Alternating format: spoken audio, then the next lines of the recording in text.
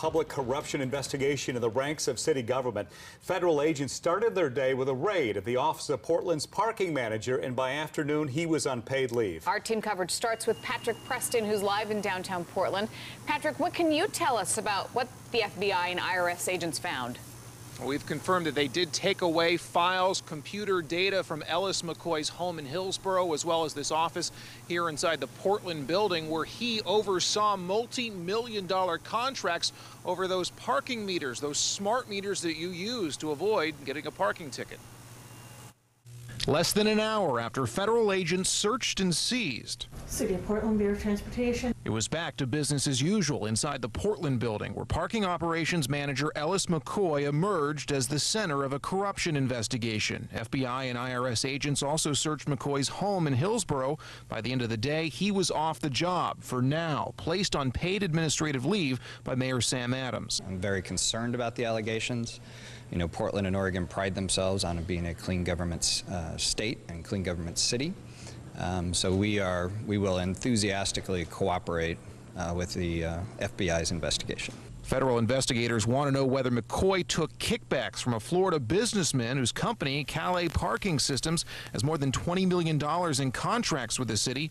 It's not the first time McCoy's office has been scrutinized inside City Hall. We've looked at the Portland parking services over several years. Drummond Kahn of the city auditor's office remembers a plan the operations office hatched in 2008 to sell the city's smart meter parking meters, then lease them back. The unusualness of the plan stood out to Drummond. It doesn't make financial sense to sell an asset you already own and then pay to lease it back and then not own it at the end of that period. The auditor's office questioned that deal, and eventually it was nixed.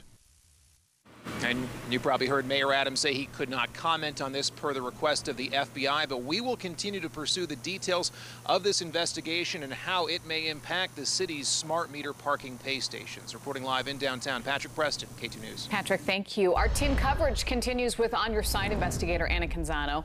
So, Anna, there are also previous allegations that Ellis McCoy took kickbacks. And again, the first time around, it was the city itself looking into him, but he managed to hold on to his job anyway. It had me wondering just what are the rules for city officials when it comes to gifts? The City of Portland's ethics code for employees spells out the rules. Personal gifts should be refused or returned with a friendly but firm message that city officials are not allowed to receive gifts. It goes on to say a personal gift, lunch, or entertainment gift under $50 in value may be legal, but no amount is too small to be ethically questionable. There's also a state law banning the soliciting or accepting of gifts of more than $50 a year from a single source that could reasonably be known to have a legislative or administrative interest. So where does a Blazer game fit in? Well, it's part of why local businessman Bruce Feathers, who owns a company called Featherlight, threatened to sue the city 3 years ago over Ellis McCoy's behavior. According to a Portland Tribune report at the time, Feathers claimed McCoy not only took him up on an invitation to attend a Blazer game, but also accepted meals from him, all while negotiating with Featherlight on a new parking deal.